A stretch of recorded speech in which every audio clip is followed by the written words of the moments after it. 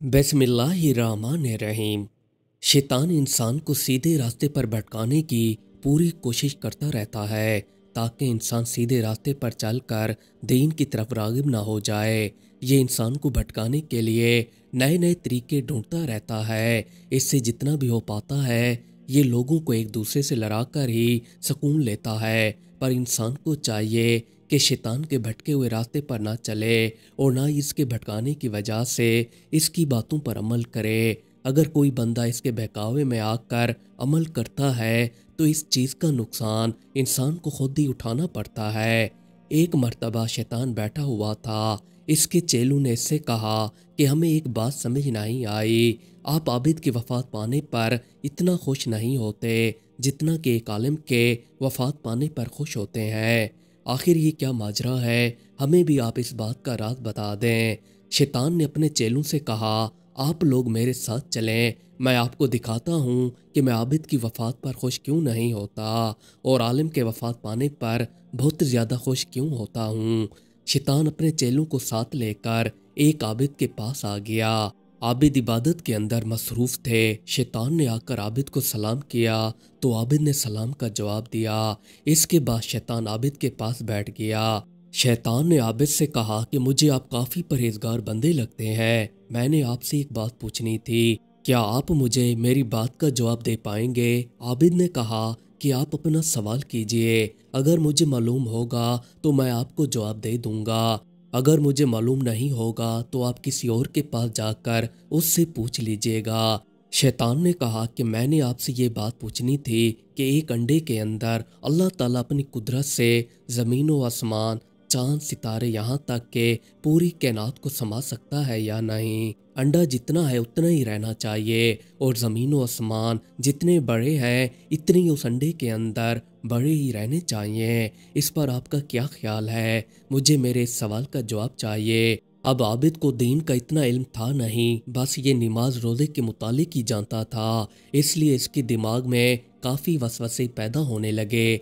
ये सोचने लगा कि अगर अंडा अपने साइज़ में रहे और ज़मीन व आसमान भी अपने साइज़ में रहें जितने के अब मौजूद हैं, चांद सितारे काफ़ी बड़े हैं, ये कैसे मुमकिन हो सकता है कि ये पूरी कायनात एक अंडे के अंदर समा जाएगी? यानी ये शक के लहजे में ताज्जुब होकर इस सवाल को दोहराने लगा और फिर इनकार कर दिया कि ऐसा नहीं हो सकता। अब शैतान के चेले भी वहाँ पर बैठे ये सारा मंजर देख रहे थे। शैतान ने अपने चेलों से कहा कि देखा मैंने कैसे इस आबिद के दिल में शक का बीज बो दिया है।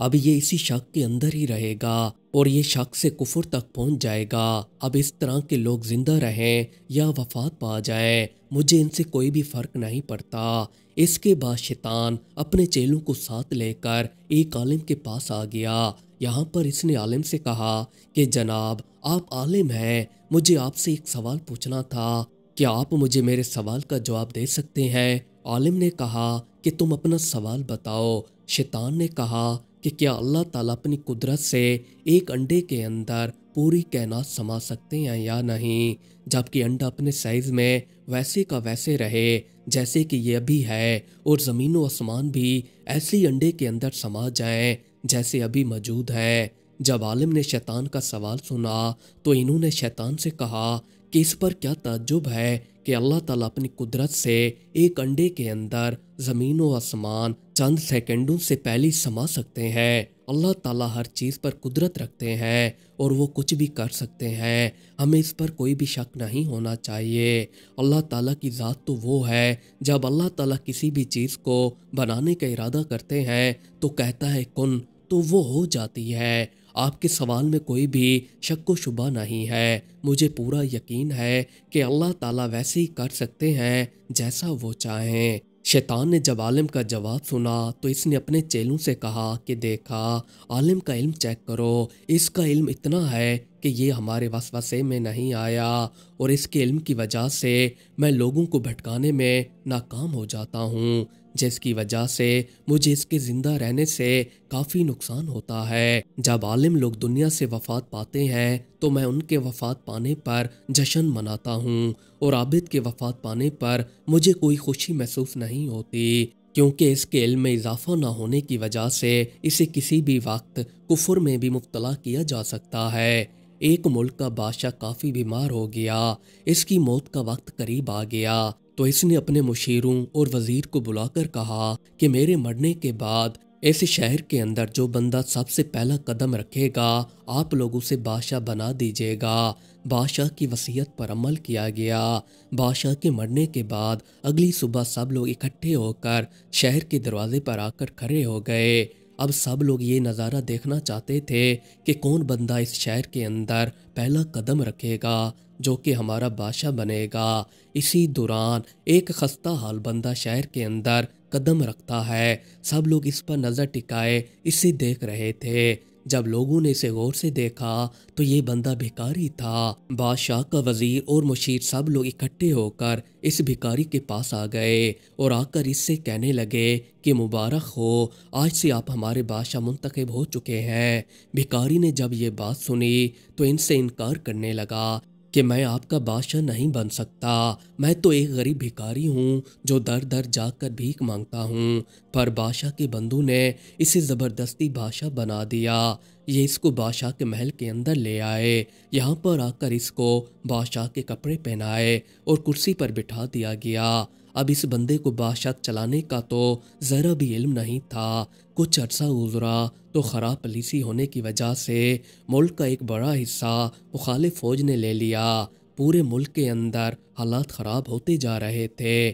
ایک دن یہ اپنے محل کے اندر بیٹھا ہوا تھا تو اس کے پاس وزیر اور مشیر اکٹھے ہو کر آ گئے۔ یہ آ کر اس سے کہنے لگے کہ بادشاہ سلامت، آپ اس ملک کے بادشاہ ہیں، آپ کی غلط پالیسیوں کی وجہ سے ہمارے ملک کا ایک بہت بڑا حصہ دوسری فوج نے قابض کر لیا ہے۔ آپ کوئی حل بتائیں تاکہ ہم اپنے ملک کی حفاظت کر سکیں اور دشمنوں سے اپنی زمین واپس لے سکیں۔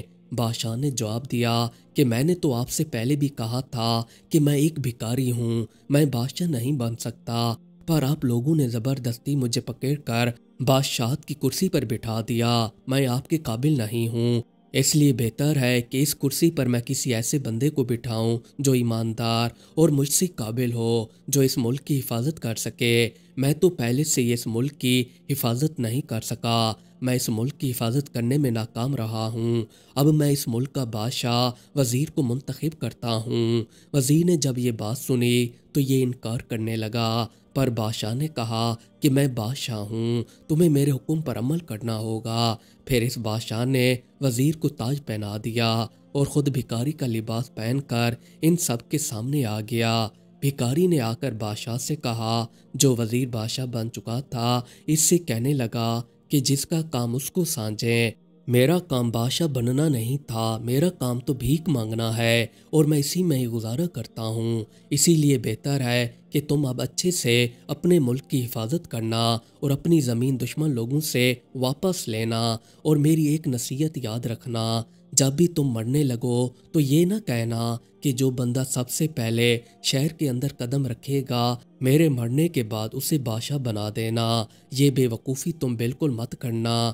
پہلے بادشاہ نے یہ بے وقوفی کی تھی، اسی لیے اس ملک کا ایک بہت بڑا حصہ دوسرے ملک کے ہاتھ لگ چکا ہے۔ تم جس کو بھی بادشاہ بنانا سوچ سمجھ کر بنانا، اور اسے بنانا جو سب سے قابل اور بہتر ہو، جو پورے ملک کو کنٹرول کر سکے، جس سے رعایا بھی خوش رہے۔ میری یہ نصیحت یاد رکھنا۔